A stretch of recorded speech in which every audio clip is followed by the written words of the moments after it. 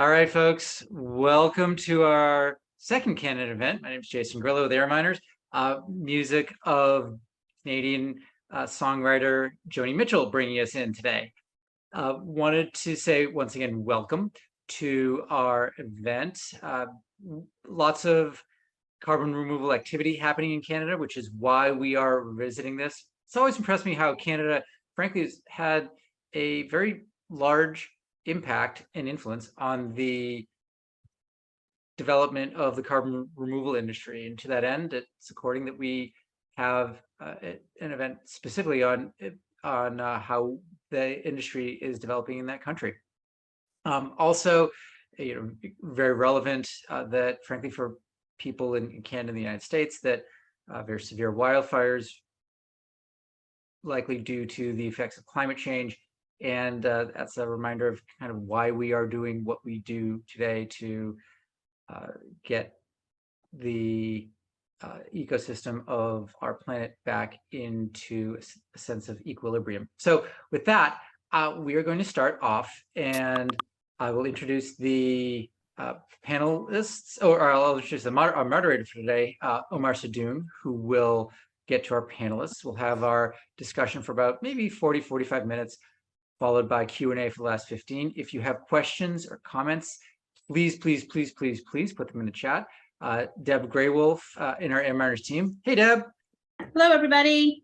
And I will monitor the Zoom chat so that we get all those questions filtered up to Omar and the panelists, and we can address them. If we don't get to them, then, well, we can provide emails of the panelists so that they can answer it afterwards. Then after the tail end of the conversation, we'll stop the recording and have our networking for about a half an hour from 10 a.m. to 10:30 a.m. Pacific time, as we typically do. This meeting is being recorded, and it'll be uploaded to our YouTube channel in another day or two. So if you have to leave early, then that's perfectly all right. Anyway, with that, I want to say once again, thank you, and I look forward to hearing more about new developments in carbon removal in the beautiful country of Canada. Omar. Yeah, thank you so much, Jason. And thank you to the entire Air Miners community, especially Jason, Tito, Deborah, everybody that's working behind the scenes to help host these events. Starting off, I feel really privileged to be invited back again to host another Air Miners event, especially on the subject of my home country of Canada. And then also thank you to the audience for joining us. I've heard that we've got as many as 160 people here, so that's really exciting to see the community grow so quickly over time. So a little bit of a background on me. As Jason mentioned, Omar Sadoun. I actually started my career in healthcare, worked as a registered nurse and a unit manager, both before and through the pandemic years. I was actually simultaneously going back to school just out of general interest to study climate change at the University of Waterloo. And, rightfully so, many people have asked, how and why I made the pivot from healthcare into climate tech. And usually my standard answer is that I've got so good at convincing people that COVID was real and they should do something about it. So eventually I decided I should convince them that climate change was also real and we should all do something about it. So nearing the end of my degree, I focused deeply on the subject of carbon removal technologies. At that time, I did the Air Miners Boot Up program. I met a lot of great community members, one of which I work with regularly today in my position at Planetary Technologies, where I work on carbon removal and functionally, I'm a supply chain manager in search of low emissions industrial minerals, and I also lead the greenhouse gas accounting work. And this has led me to believe that the oceans are a severely underrepresented part of the climate conversation, both as an impact area and a large solution. I'm really proud of the contributions and conversations I'm able to drive around carbon removal in Canada. You'll hear a lot more about that when Naeem jumps in. But more than anything, I'm just really excited and proud of the relationships developed, because I think there are some truly incredible people either entering the climate tech space today, or they've been practicing in this area for many decades, and they're teaching us all where and how to look properly. So that's a little bit about me, but in terms of the background of Canada and why we want to talk about this, we're a lot more than just a giant landmass. Canada has one of the largest economies on the planet, with both industrial and extractive industries that include things like oil and gas extraction, mining, manufacturing of steel, cement, lumber, chemical goods that are traded all over the world, but most predominantly with our allies in the US. The vast natural beauty of Canada is often what visitors and residents identify with strongly. And since about 1998, Natural Resources Canada and the former Climate Change Impacts Division has been looking at how a warming planet will affect Canadians and these ecosystems. Some of the unfortunate highlights, since tracking began, our country is shown to be warming at twice the overall global rate because of our location, and areas of our north populated with Inuit and Indigenous peoples are warming even faster than that. Today, the most clear signs of this are things like vector-borne illnesses like ticks and new pests, and the increasing hurricane seasons in our maritime provinces, and also the heat domes in central BC. Notably, as Jason mentioned, the recent wildfires raging across the country, causing historical damage in areas which typically don't see wildfires. And this is dramatically impacting not just us, but also the air quality to our neighbors in the US. So what are the responses to this? Juxtaposing all this is that Canada is also a forward-thinking place with things like pollution pricing or carbon taxes, which today sit at around $65 a ton, and they're on pace to hit $170 a ton by 2030. Our electricity mix and energy mix is just that. It's a mix of things like renewable energies and clean energies like hydropower in Quebec and BC, along with nuclear energy in Ontario, and the prairie provinces also being dominated by things like production of natural gas. Canada is also home to many incredible CDR startup companies, many of which are featured here today. So companies like Arca, Gaia Refinery, Carbon Engineering, CarbonCure, Planetary, and many more. These companies in many ways acknowledge that job number one will always be stopping emissions from being generated in the first place, and then working with value chain partners to reduce the remaining emissions. For these hard to abate sectors, carbon removal is critical. There's an estimated 10 gigatons of annual emissions that we'll need to address, and that'll rely on carbon removal industries to exist in a mature enough state to keep our planet below 1.5 C. So with that, I'd like to give our panelists the chance to introduce themselves, tell us a little bit about the companies and the organizations that they represent, and on a lighter note, also tell us, what shows or podcasts they're binging on when they're taking a break from thinking about climate change all the time. So maybe to kick us off, I'll pass this to Jenny and Tammy at Gaia Refinery. Thank you. Thank you very much, Roman. It's a great introduction. Hi, everyone. I'm the technical founder of Gaia Refinery. At Gaia, we develop a bioenergy-driven direct air capture technology that doesn't tax our energy grid while providing co-benefits of waste biomass management. I have my PhD in environmental engineering, specializing in biotech for the environment. Before founding Gaia, I have worked in several projects that aim to, for example, survey ecosystem changes in the warming Arctic, and to remediate oil spills, to reclaim mine sites, and to build constructive wetlands. In my downtime, I like to do hiking and gardening, play video games. Recently, I've been watching The Last of Us. Thank you. Hello, everybody. Thank you so much for having Gaia Refinery join this panel. We feel very privileged to be here. I'm Jenny Shaw, and I am co-founder of Gaia Refinery and COO of the company. Tammy did a great job explaining what Gaia does and what we do. We might dig into some more of that later, so I'll leave that for now. And right now, as a family, I have 2 daughters. We're watching Heartland, so keeping it very Canadian. Nice. Maybe I'll pass it on to Sean. Tell us a little bit about yourself and Arca. Hi, I'm Sean. So my route into the CDR world was through mechanical engineering and social science, and a career in international humanitarian aid, where I eventually specialized in financial mechanisms, collaboration, and system change. So I was a Canadian expatriate for a long time. I lived in the UK for over 20 years and just recently re-immigrated to Canada, to Vancouver, just less than 2 years ago.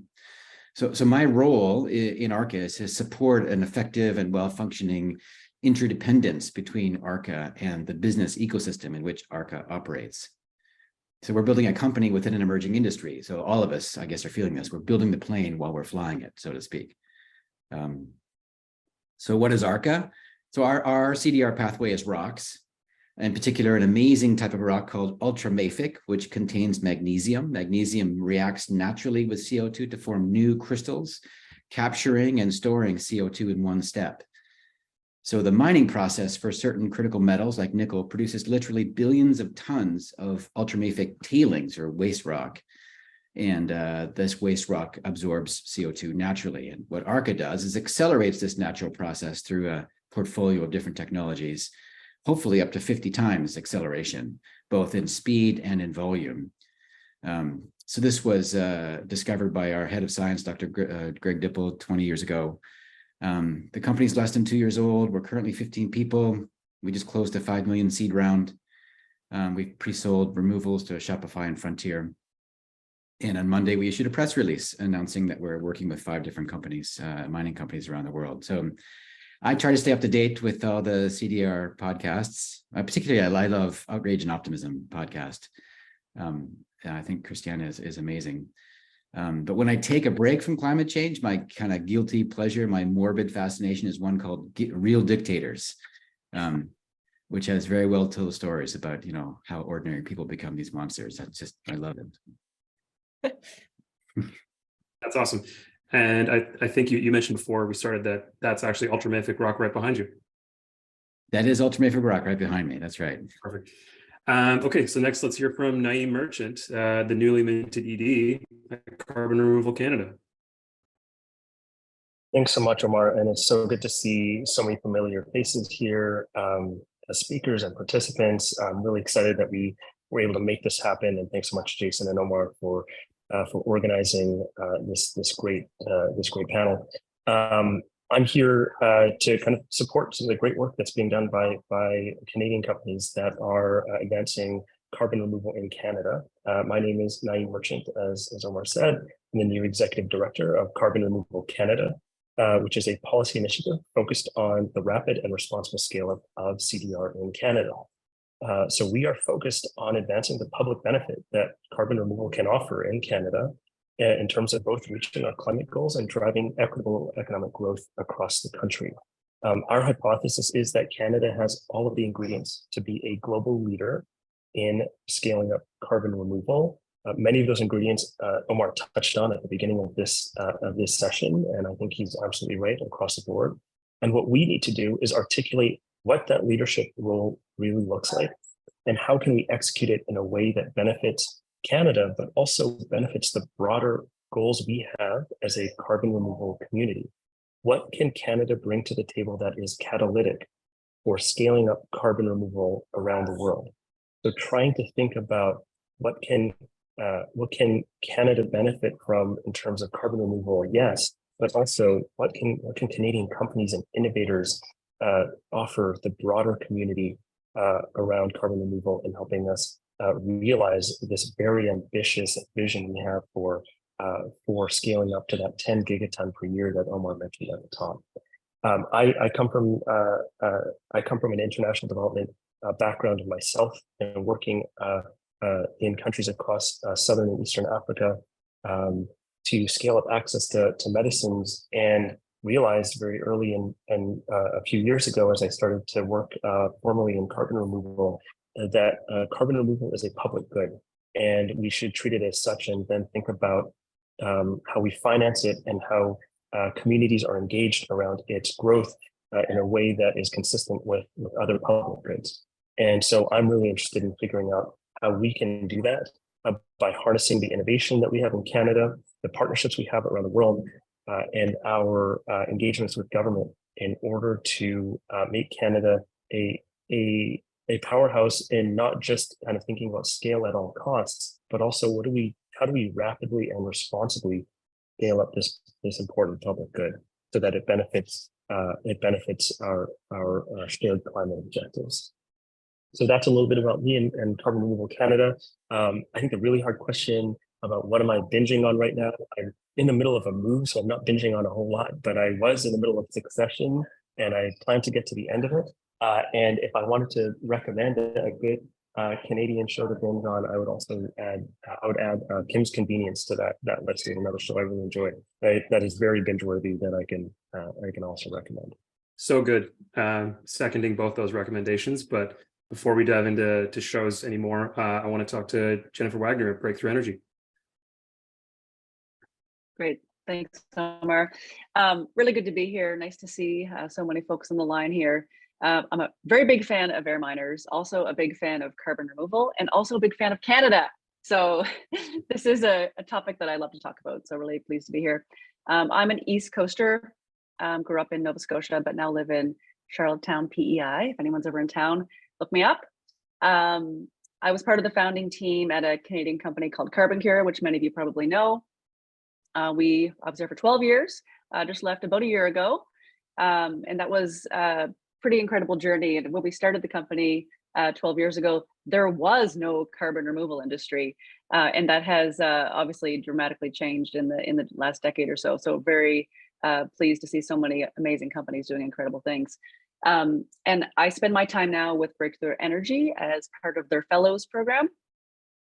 So the Breakthrough Energy organization was founded by Bill Gates, and most people are familiar with the ventures side of Breakthrough, but I spend my time at the fellows program, which is essentially scaling up very early stage groundbreaking technologies that are required to reach net zero. Everything from carbon capture to hydrogen to energy storage. But my sort of favorite thing to talk about is carbon removal. So I'm glad we're here talking about that today. In terms of a fun fact, I don't really watch TV. I don't have time. I guess I have 3 kids. So at the end of the day, I usually just fall asleep. But if I were to watch TV, it would be Ted Lasso for sure. I binged that from start to finish pretty fast. And then another Canadian one, which some of you may know, is Schitt's Creek. It was out a few years ago, and that was definitely binge worthy. So those are probably my two suggestions. And then in terms of podcasts, I would say like My Climate Journey is very good. If I do have a few minutes, that's what I would probably put on, or Entrepreneurs for Impact. So those are my 2 favorites. Awesome. So much to dig into here, but I think what I want to do is take this back to Naeem for a second and ask, what recent events do you see emerging in the Canadian CDR landscape? And why do you think now is the right time to start an advocacy group about this in Canada? Yeah, that's a great question. We're really in the early stages of the carbon removal sector around the world. There are companies that have been working on this for a long time, like CarbonCure and Carbon Engineering and others. But in terms of a kind of formal carbon removal industry, we're still at the ground floor. And when we think about where we are and where we need to get to, we have a really long way to go. And we thought that right now is the right time to start an advocacy group like Carbon Removal Canada, just given all of the energy and innovation that's happening around the world, and particularly in Canada, from startups to universities to communities that are keen to kind of see the birth of this new industry that will be critical to help reaching our climate goals while driving that equitable economic growth I mentioned earlier. And I think that there's a pretty clear understanding when I talk to different stakeholders in Canada about the potential that Canada has to be a leader in this space, whether it's that innovation ecosystem, that friendly immigration system that helps bring really talented folks to innovative companies, to our natural endowments like that coastline and the landmass that you mentioned, Omar, and so many of the kind of related industries, whether that's in mining or other sectors where there's a technical know-how to deploy projects. I think folks understand it and they see it. And what we're starting to see now is an interest from provincial and federal governments about carbon removal's overall potential and how it can contribute to reaching Canada's climate goal. And what we need to do now is, articulate that potential and execute on it. So we're kind of at this really interesting stage where there's this kind of understanding like, oh, there's something here. Canada is really well suited to be a global leader in this space. And there's almost like this frustration. Wow, we can be doing so much more. And we're all really keen to get started. And so how do we capitalize on all of that energy that's been pent up around carbon removal in Canada? And so that's why we thought we couldn't imagine a better time to start Carbon Removal Canada as a kind of a policy initiative. And so our goal is to take that energy and enthusiasm that we're seeing from startups and universities and governments and other stakeholders to draft up a series of policy ideas and other systems change opportunities that can really make Canada a leader in scaling up carbon removal and capitalizes on all of those unique strengths that you mentioned at the beginning, in a way that's, again, not just good for Canada, but good for the broader carbon removal ecosystem. That's awesome. And I want to come back to some of that because I think there's other great organizations, Carbon Gap and Carbon 180 being similar to, you know, what's happening, but I also want to unpack some of the differences in how you think you want to approach it. Before I come back to that, Jennifer, can you tell me a little bit more about what it means to be a fellow at Breakthrough Energy and what's the investor landscape like in Canada? You know, what gaps are the programs really trying to fill? Yeah, so like I said, sort of not everyone, most people are familiar with the venture side. When I think of Breakthrough Energy, they think of the venture group, which is, you know, climate focused VC fund. I think they have maybe over 100 companies in their portfolio now, been around for a while. So doing great things. There's also something called Catalyst, which some of you may be familiar with, which is large scale project deployment, project financing. They made an announcement a few months ago that LanzaJet will be the first recipient to go through that program. So sort of like large scale deployment stuff. And then where I spend my time is on the fellows program, which is very early stage, focused on de-risking technologies as they sort of exit the lab and go out into the real world. And so that's sort of each of the breakthrough arms is sort of focused on a particular valley of death, if you will. And the fellows program is tackling the first one. It's a 2-year program. And there's 2 types of fellows. I'm what's called a business fellow, and I am kind of like an EIR or like a executive for hire, if you will, to support the innovator fellows, who are the folks with the ideas. They're the ones who are forming the companies. They've, you know, come out of academia or they've spun out an idea and they want to take it into the real world. And so the fellows, it's a really diverse group, folks from all over the world. Some are like early career, mid-career, late career, folks who've worked at like accelerators and incubators, VC funds, you know, places like Tesla and SpaceX and Shell and sort of the carbon removal 1.0 companies like Climeworks and LanzaTech and CarbonCure. So it's been really fun to see that group of diverse sort of minds getting together and saying, how can we collectively support the next cohort of climate tech companies that we need to, you know, solve climate change. That's awesome. And I think there's actually a great little breakdown video of the Breakthrough Energy Fellows where Bill Gates is sort of behind a blackboard and talking about this. And one of the things he describes is that unlike software, this can't all be built in a garage. So there's a lot of additional tools and supports and knowledge and very expensive items that need to be brought in to help make these breakthroughs in unlocking carbon removal and other energy aspects of this. So yeah, for those that are interested, I'm sure Jennifer and the Breakthrough Energy website have lots of details about the program. From the program gap side, I think you identified a few there, what they're trying to fill. Is there what's the process for becoming a Breakthrough Energy Fellow? Is it sort of an application, or is there something else that people in the audience could just find out from the website? Yeah, so maybe I'll include that with the follow-up materials from Jason. I think the applications for the next cohort are closed, but I anticipate that it'll be open again next year.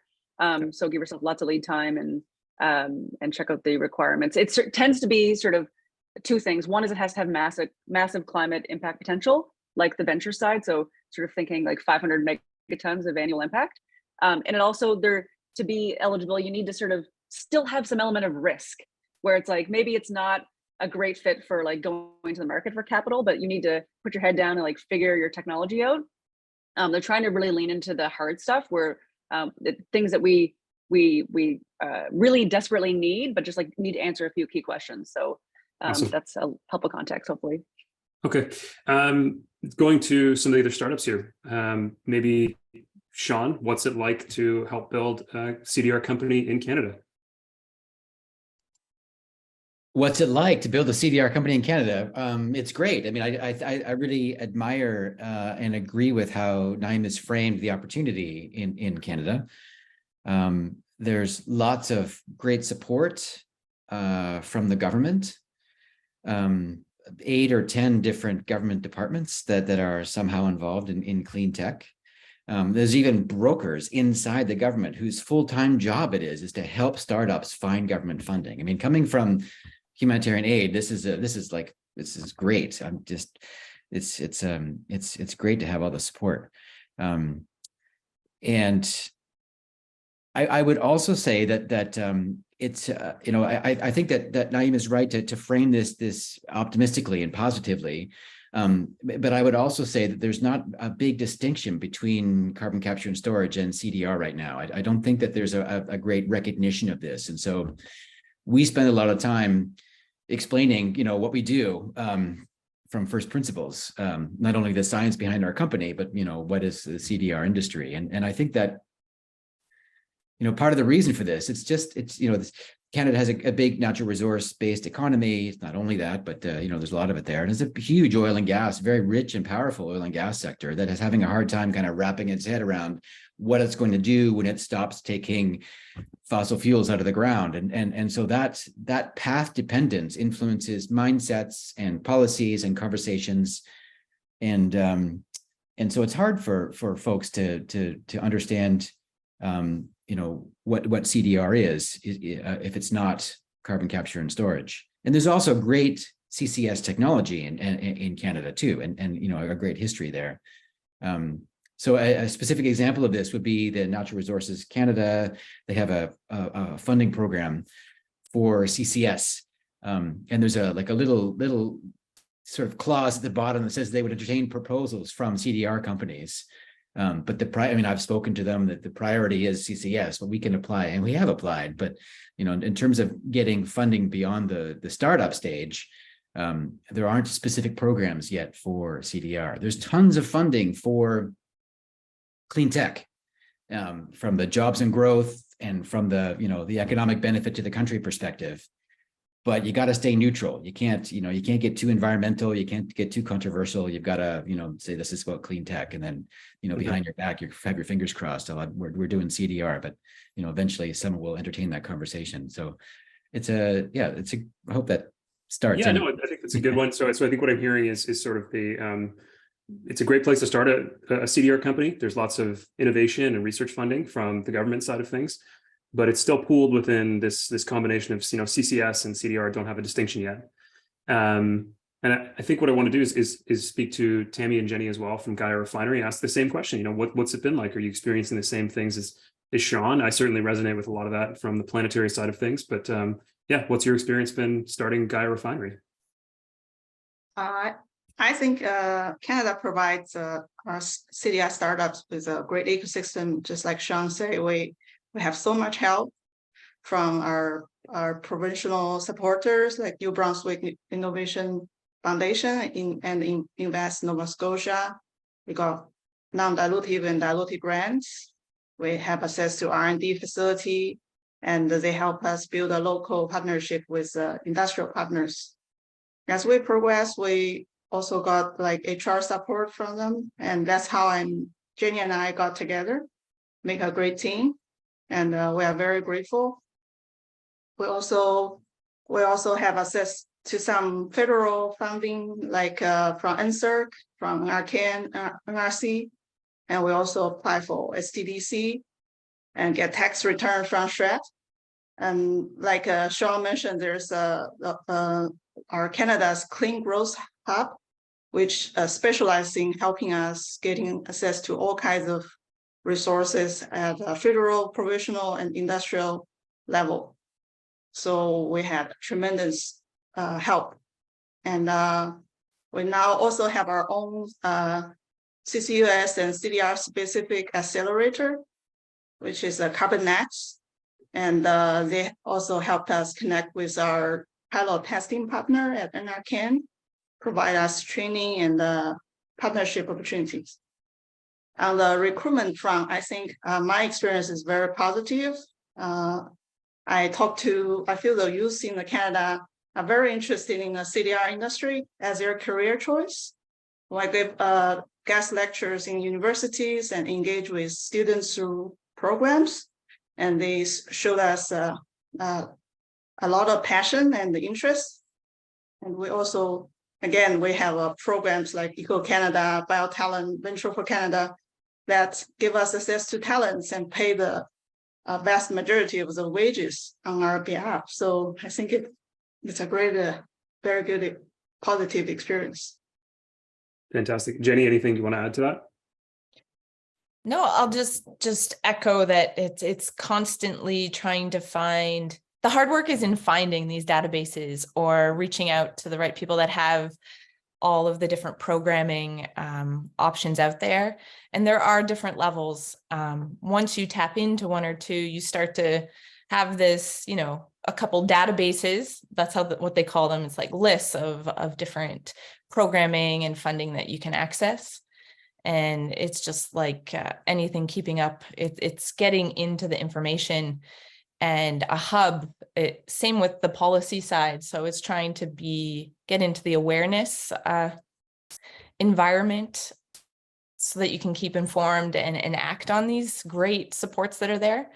And just as Tammy said, we've kind of strategically used academia and students for the Bright Minds and help our early HR strategy so that we don't have to hire everybody in-house, but still get great help and support.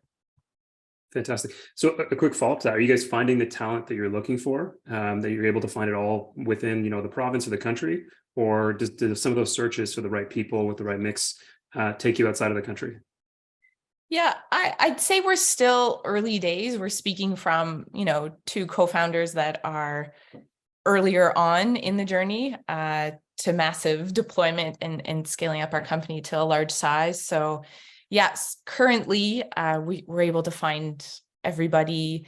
You know, Tammy has an amazing network through her academic pursuits with Bright Minds all over the world. A lot of them happen to be in Canada and Canadian universities, and we're partnering with people at universities right across Canada. So yeah. Awesome. And I'm assuming same thing for you, Sean, when you guys are looking for great talent for ARCA to go look for ultramafic rocks. There's lots of people here that know about them. Yeah, there's great talent in Canada. Our scientific area is quite specific. So we're looking for geochemists, and they're rare to find. And we're also looking for people with the right sort of experience from the mining industry, with the right mindset. You know, you need experience in mining in our industry, but you also need an innovator's mindset. So we're looking for people who have experience in introducing new ideas into mining companies. So it's the scientific skills. It's also the mindset. So that is hard to find. You know. Awesome. Well, I'm sure that there's lots of people here in the Air Miners community that their network can present lots of opportunities for finding those right people. But to push on a little bit into, you know, basically this next round of questions about moving from that first scale up where, you know, you're either raising your seed round and you're going from the lab and then into the field, you know, for pointing this a little bit to Tammy and Jenny, what are the major milestones that Gaia Refinery needs to hit this year? And what would it mean in terms of either, you know, removal scale, you know, either price or the energy to get there? And then, you know, maybe at the tail end of that, what resources is it going to take? And is there things that either the Air Miners community or CRC, as in Naeem's organization, can help to support those things? Yeah, great question. A big question. So we, as a startup, you're always kind of balancing the micro and the macro. So trying to figure out what your long-term deployment strategy is, answering all of those big scale-up questions, keeping track of the industry and finding your place. And so in the next year, I think it's important for us to keep our awareness out there, but we have to kind of then focus in on our key success factors. What 3 things do we have to do this year so that we can grow and deploy, scale, and make a difference in the CDR environment? So for us, you know, we are in the middle of our seed round, so funding will push us further. And so we have to focus on the funding. And we're looking at supports, like a very interdisciplinary approach. That's kind of, I think, what Canada has to offer. We can make partnerships. So interdisciplinary is like looking for venture capitalist companies that can help in the CDR environment and within Canada or outside of Canada, but being very specific in how they can help us. So seed round, number 1. Second is our pilot build. And our pilot build is is key, so that we want to be a modular direct air capture solution. And so to perfecting our, our fuel cell there. And as far as what resources are needed, we, a lot of the panelists or people on the call probably know direct air capture is energy intensive. What is really exciting for us is that we come to it with neutralization and acetate fuel cell solution instead of high energy. And so far our numbers are saying that the energy requirements are 10 times less. So we need to, push that through. And then that leads directly into the third thing for us is partnerships, value chain partnerships. So we will be more and more successful if we can find, partnerships to shorten the life cycle analysis. So sequestration hubs are close to our feedstock, for example, and we don't have to, partnerships on both. With the recent wildfires, does our interdisciplinary approach push us into advocating for sustainable forestry and utilizing that as part of our value stream, but pushing the whole CDR movement closer together, closing the loop on all sorts of circular carbon economies and sequestration to draw everything down. So I have so much more to say, but those are the three. And I think for us, we keep seeing our time being taken up in the macro environment, but at the end of the day, the next year, we need to focus on those three things. Thank you. I think that's a great answer to that. And Jennifer, was this also a similar experience for you with 12 years in at Carbon Cure?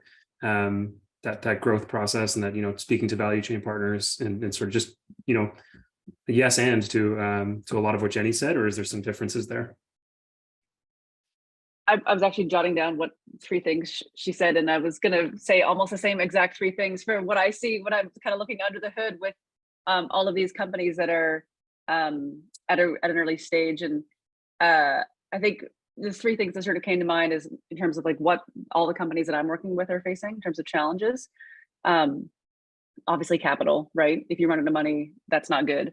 So that's sort of the cash is king kind of philosophy where, if you don't have any money, the rest of it doesn't really matter. And I think it's a really challenging time to raise capital, both in Canada, but really everywhere. From what I'm hearing, like the good companies are still getting funded.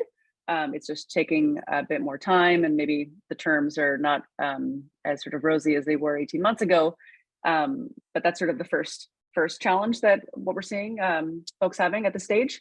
I was trying to kind of frame up what Jenny was saying and how it would relate to what I'm seeing, but sort of like the scale up challenges, things that work really nice and smoothly in the lab, like don't necessarily translate well into the real world sometimes when you scale up to, the next scale at the sort of the pilot phase. And like maybe the economics don't scale like you planned, finding that first customer can be super challenging. Physically building the first pilot plant is like an enormous undertaking. So all these sort of challenges with scaling are, necessary. You kind of have to just lean into it. And so if you can, find the right funding partners and find the value chain partners to help sort of cover some of those elements as you're trying to move things to the next stage, it will help. So I think taking a sort of a collaborative approach is really critical for all of these solutions. The other sort of challenge I'll make a note of too is people and team, which, maybe you have the money and your technology is working great, but if you don't have like the people to do the stuff, it's really difficult. And, I feel for those like solo founders who are like trying to do 45 things by themselves every single day. Like the grant writing alone is kind of like a full-time job. And you're also trying to raise money and like run your pilot and do partnerships and business development and all these things. It's exhausting. So to the extent that you can find team members who are, values aligned, like I think Sean was alluding to, it's really important. And I think that's something that's kind of unique about where I am at right now is with the business fellows as part of the breakthrough program. I'm helping like 8 teams right now and kind of like dropping in and helping them with different strategic projects as needed. So I think that might be a little bit unique in the ecosystem, but it's an all hands on deck kind of moment now. So to the extent that we can all work together as a community to help scale these solutions, like we'll all win in the long run. That's awesome. And yeah, I think the mindset thing is again, echoing exactly what Sean said. It's lots of great people out there with the right experience, but that mindset and that ability to look at a problem in a new way and see new pathways to move forward is super important. You know, I'll say that for Planetary's sake, when we were in that pilot scale, we are in that pilot scale phase up with sites being deployed here in Canada and also in the UK. And that growth and that leap from the research and testing phase, where we're either in the lab or a big scale pool supported by organizations like Dalhousie, we're moving from that testing phase into real world deployment is a really big one. And I hope that's expressed clearly by all the panelists here. I know how hard we're working to bring the communities along with us in that journey. One area that we see organizations like Carbon Removal Canada supporting us is both in the awareness of that differences, like we mentioned before, between CCUS and CDR, the social license to operate, as well as the permitting processes that are supportive of climate technologies, being brought forward into these neighborhoods and communities. So, for maybe this is a great chance to talk to Naeem.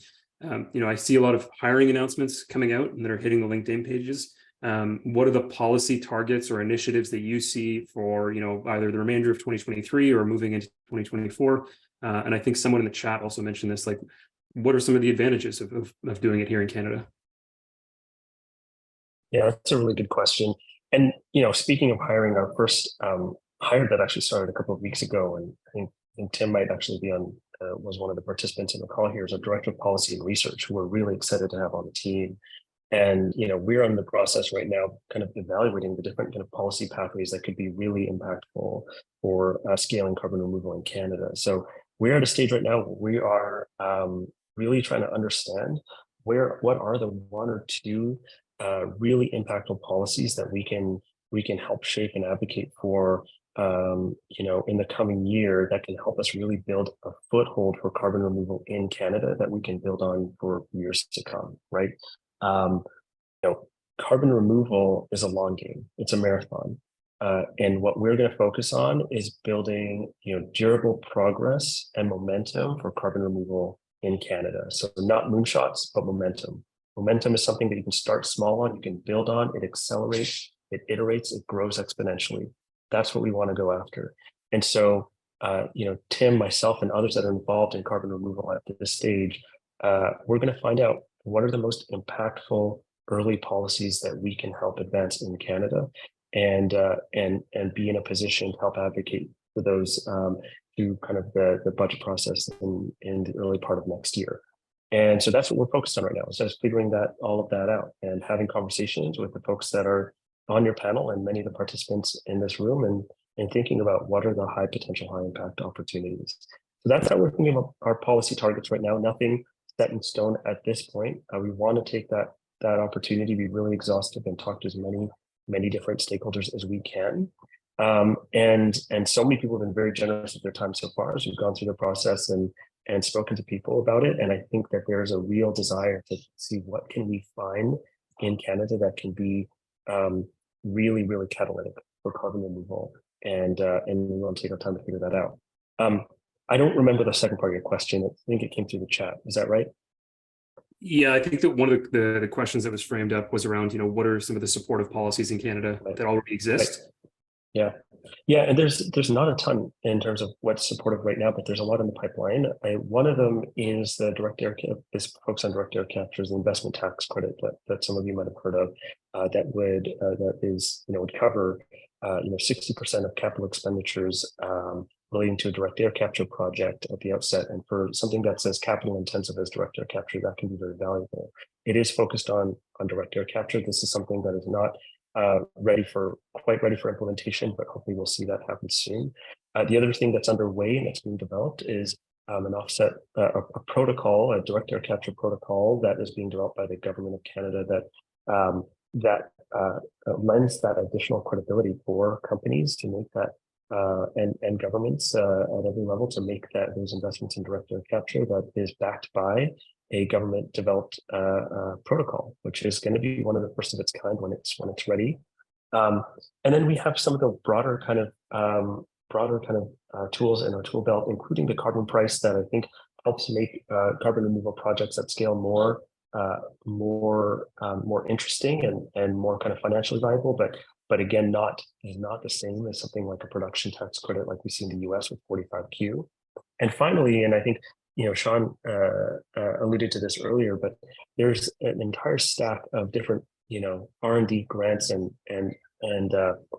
similar kind of non-dilutive funding that can be available for Canadian entrepreneurs through government programs across a variety of different departments. And I think what we'd like to try to see is greater kind of rationalization and coherence of all of those different funding opportunities so that companies can make easier use of all of those things, what they're all directed towards a kind of common objective on scaling carbon removal. So we'd like to see that happen, but those are there, but I think can be a little bit difficult for companies to figure out how to access. So those are kind of, broadly speaking, the major ones that come to mind.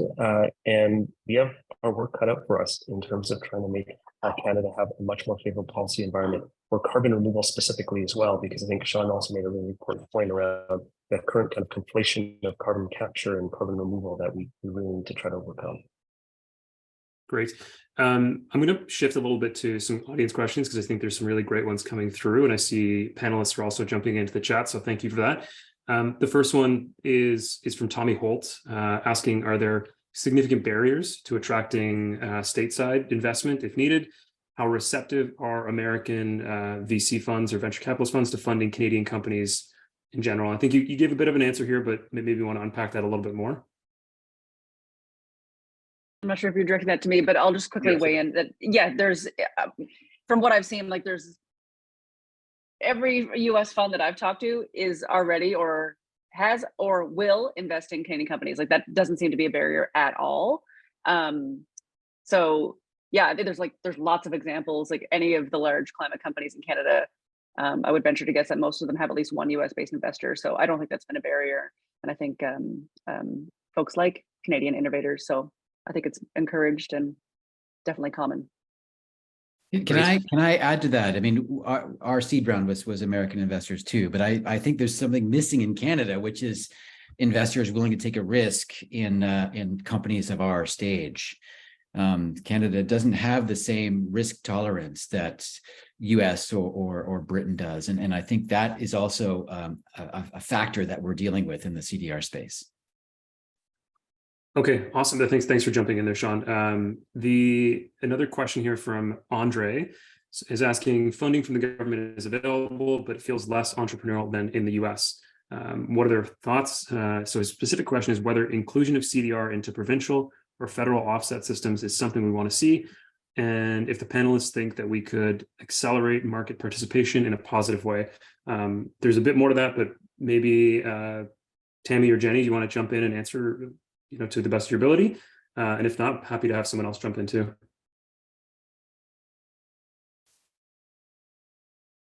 Thank you. I think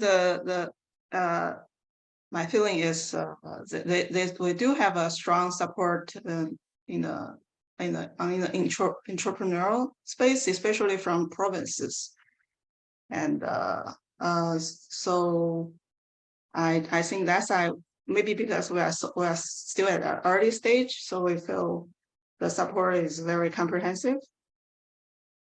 And yeah, that's my take. I'll just add that I haven't found any barriers to joining any international accelerators to if there's a particular space that or accelerator incubator that you want to join to gain expertise or knowledge. I haven't seen any barrier for that. And just to echo what Tammy said, there's a lot of provincial and now federal supports and programming coming out.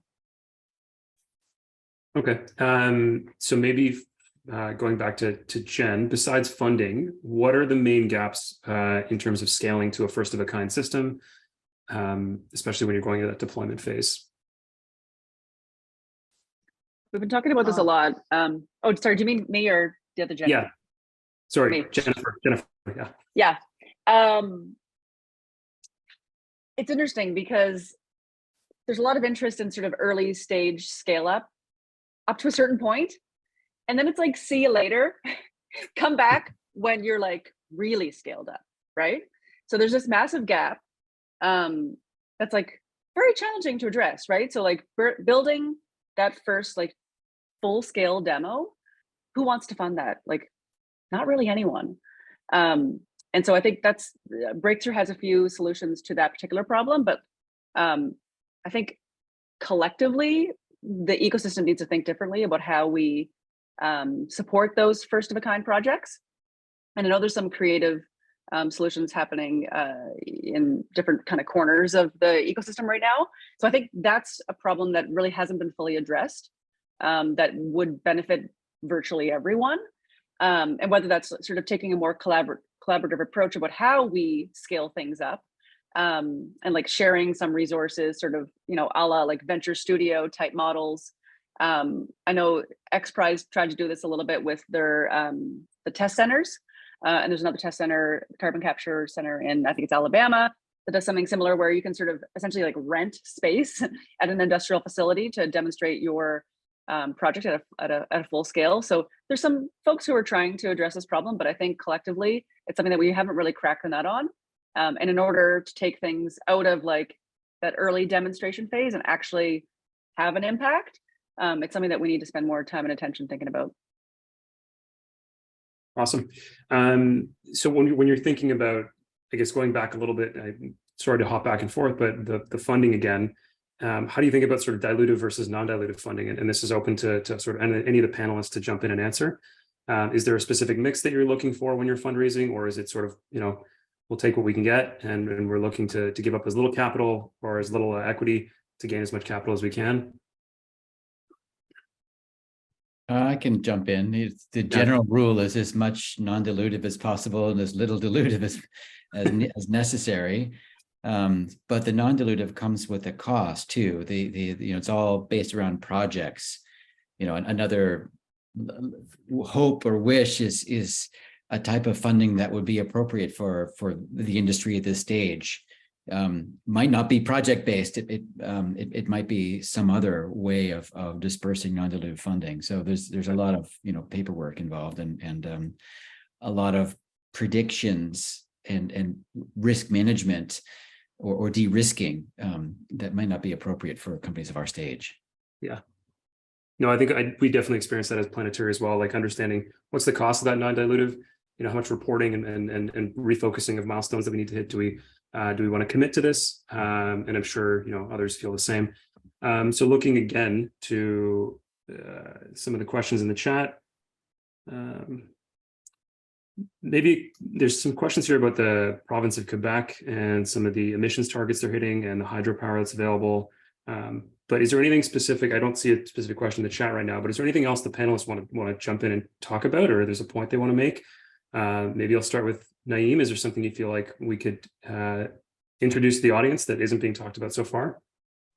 Well, actually, yeah, to pick up on that point around, you know, the significant kind of volume of, or I should say, you know, superabundance of renewable energy in many provinces in Canada is something that shouldn't be ignored. You know, I think, especially for energy intensive carbon removal processes, like that's something that provinces like Ontario and Quebec really have going for them, and I'm sure I'm missing others.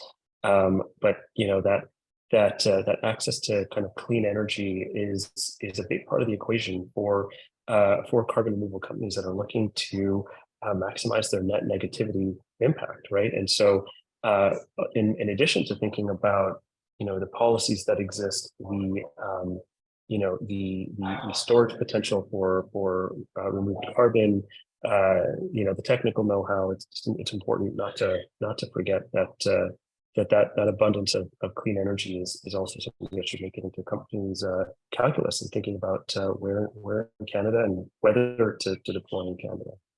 Yeah.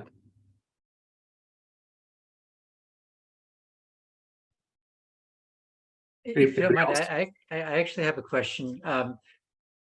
You know, one of the, I think it bubbled up a little bit in reference to the Quebec provincial question, but in general, I mean, like, we know Quebec has a cap and trade. We know Nova Scotia has a cap and trade. There's a federal, also, by the way, a federal backstop here. How can people kind of influence some of those, and maybe for Naeem, but also for others? I mean, how are you working with provincial governments, federal government level? What's the most impactful lever to throw here, would you say? Well, Go on. sorry, Sean. Actually, Sean.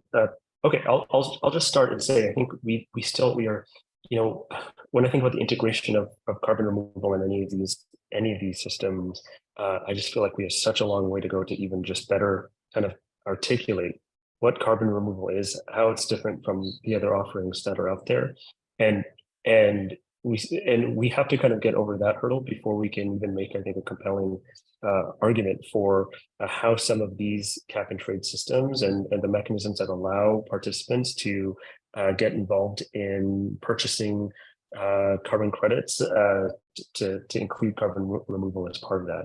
It's just has to kind of start from a clear narrative around the role and the opportunity and the potential for carbon removal more broadly. So I would just say it's important that I don't know that we have specific levers that we can pull right now until we've made that argument a little bit more clearly. Sean, I'm sorry to cut you off. Why don't you go ahead? No, I thought it was well said. I think that our industry needs a view on the future, the ideal future system that would allow us to scale. And in Canada, there are over a dozen different compliance jurisdictions, emerging compliance markets. I know that each province is working on the design of their compliance markets, and I'm not sure we are clear on whether we think that the voluntary market is something that's just going to be temporary and that will lead the emergence of compliance markets and that it'll eventually fade. And from a startup's perspective, we just don't have the resources to navigate a dozen different compliance markets in one country.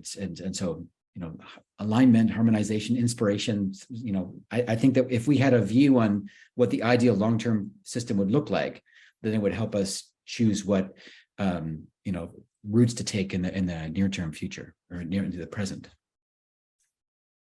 Just to pick up on that for a second, is that, do the other companies, so like Gaia Refinery or when you were at CarbonCure, Jennifer, do you guys have a view on that? Do you see that as like, is the position of the company the voluntary market's always going to exist and that's where the bulk of our customers are going to be, or was it always a move towards eventually reaching a compliance market? I think we only have 1 minute to answer that question, and I feel like we could talk about that for 2 hours. Is that the case? Are we only 1 minute from? Yeah, we are 1 minute from the top of the hour. Okay. Sorry. I hate to. Yeah, okay. I think one thing I will say is that what's been interesting to observe is sort of different approaches to business models and how they incorporate that sort of concept of carbon finance into how they plan to scale the business. So whether that's like directly through selling, credits from DAC to a buyer, it's like very simplified versus like, how does that tie into the compliance markets? Or the concept of like insetting is also really interesting. If you're like an intermediary product, so you're making like a green chemical that's an intermediary or something else. And how does that translate into like the scope 3 accounting within your value chain? And how do you extract value from that and use that to propel your growth forward? So I think there's a lot to unpack there, and like maybe we can have like a separate call about that. But it's an interesting time for sure. And to the extent that folks can think bigger about how carbon finance fits into their overall business model and how that plays into the whole value chain, that'll help them grow faster. Thank you. Okay, so I want to apologize first that I wasn't keeping as close track of time as I should have, but then say thank you to all of our panelists and to the audience members and to Airminers for helping host this. I believe that Deborah or Jason has dropped all the contact info in the chat, so you can find us all at those email addresses and locations.